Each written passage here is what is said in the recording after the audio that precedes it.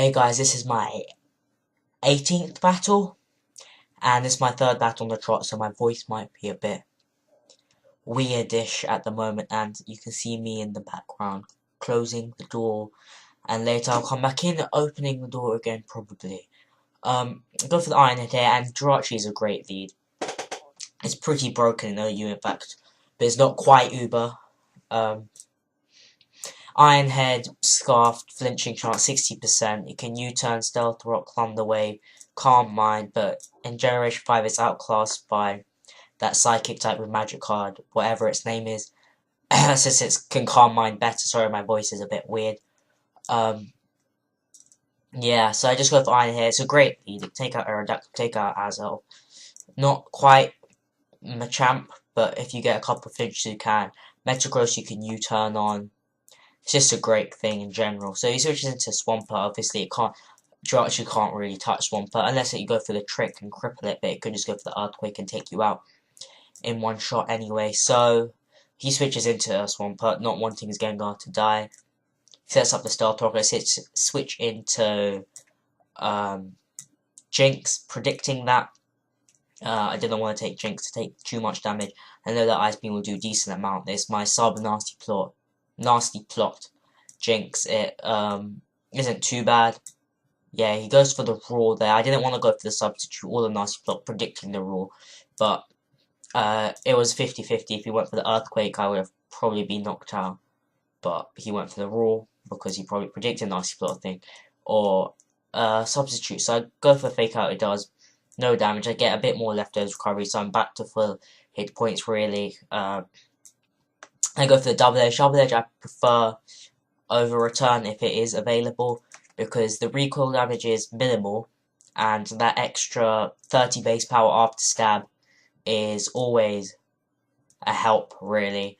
And also doesn't require friendship or happiness, would be the correct term. And so it's just much easier to salve, and if you want to battle again after the happiness goes up or down or something, you can continue. So here, he goes into the Gengar, again, predicting the Double Edge most probably, but knowing that Kangaskhan has the Scrappy ability, which allows it to hit Ghost types with normal or fighting moves too, which is a great ability, making Kangaskhan, again, similar to what I thought was not supposed to be NU, which is my Hypno. I believe that Kangaskhan should also not be NU, but UU. But it might be UU now. I'm not sure. I think it is still NU. So I have to leave it in. It's pretty bulky. Got decent attack. Good stab attacks. What else, really? Nothing much. I haven't been able to speed this battle up since it is quite a calculated, hectic battle. Since I've only lost one guy, he's only lost one guy so far as well. And it's already been 4 minutes through the battle. He set up Stealth Rock and got a Toxic Orb Earth Ring, which is on -1 defense and special defense. For the close combat, that was probably my chair squeaking. I don't know if you could hear it or not, but doesn't matter either way. So I go for the Thunderbolt here.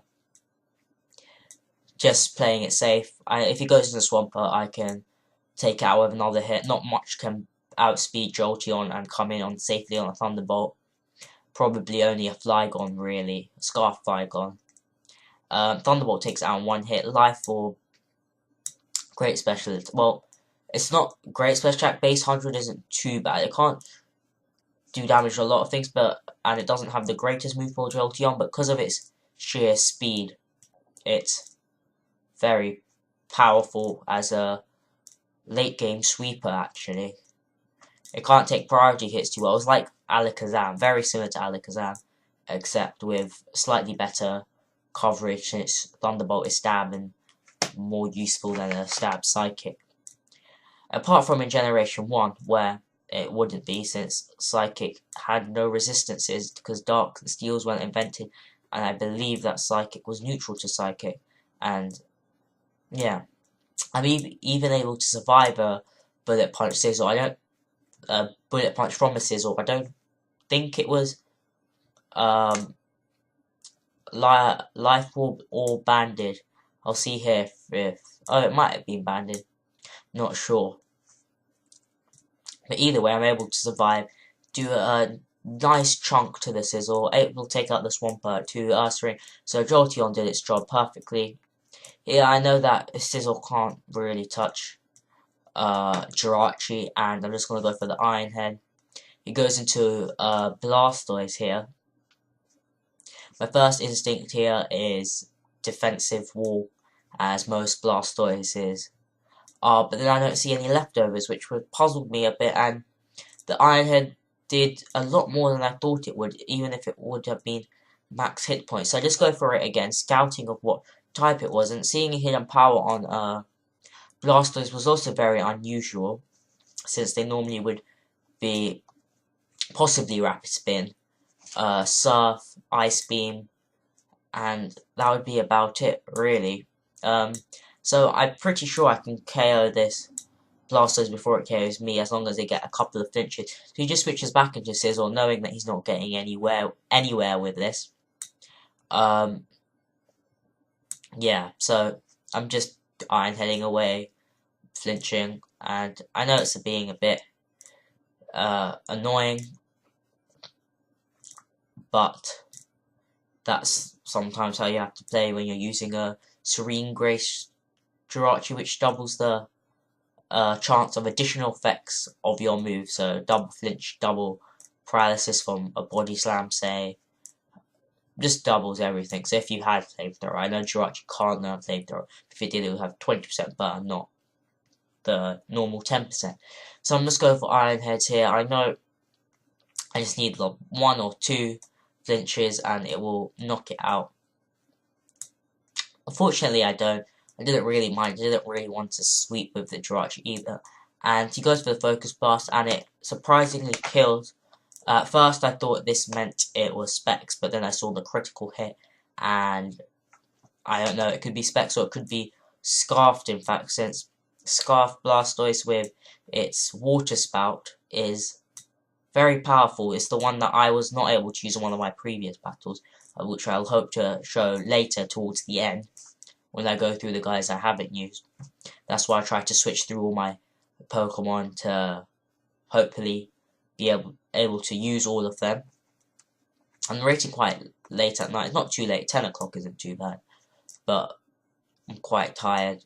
Hopefully after I'm going to go to sleep soon. But anyway, that's irrelevant since I'm probably uploading this a couple weeks later anyway. So here I'm pretty sure he Specs now, since he's keep on using Focus Blast. He's not faster than me, and they're able to break the substitute, which is surprising since base 60 power, since it's not very effective, isn't that powerful really at all. So I'm just getting Leftovers Recovery, Leech Seed Recovery, and Jumpluff is also something that shouldn't be something that should be underused really, since it is powerful enough to take out a lot of threats with the right team, such as Toxic Spikes, Stealth Rock, and Normal Spikes. With those three, Jumpluff, due to its sub-seeding, Encore, Ring, Sleep Powder stuff, is able to force a lot of switches, or if they don't switch, they're going to take damage from Leech Seed, and if you have Toxic Spikes up, Toxic too. So it can also take out something with Sleep, something that can't be poisoned like a Steel, or poison type like Nidoking or Registeel, or yeah, things like that. Even though in UU Toxic Spikes are often not used due to the abundance of poison types in the UU underused metagame. Go for a Sleep out there, it misses. Oh well, I didn't really want to stall for too much longer. If I hit that, it would probably be in game right there, since I could just sub-seed stall his Togekiss. Actually no, it would probably have taken a long time to do that. So it's probably best that I Sleep out and miss, because I probably would have switched out anyway, and it would have made a difference overall. So here I switch into Kabutops, another great endgame sweeper, similar to Jolteon. Well, endgame sweeper similar to Jolteon, but not similar in types or move pool or stats, but a late game sweeper. Let's go for the Stonehenge, playing it safe. If you switch to the Blastoise, I could just go for the Aqua Jet and kill it off anyway, even though I am probably faster, since I'm max speed adamant. Life Orb. He goes back into the Togekiss. I don't know why he switched out in the first place, but that's the way it goes. Sometimes just scouting. I don't particularly know. Maybe he was choiced in some way, wanted to switch out and then go for the Aura Sphere this turn. But either way, it was a good battle. And a couple seconds left. I hope to see you in the near future. And yeah, comment, rate, and subscribe.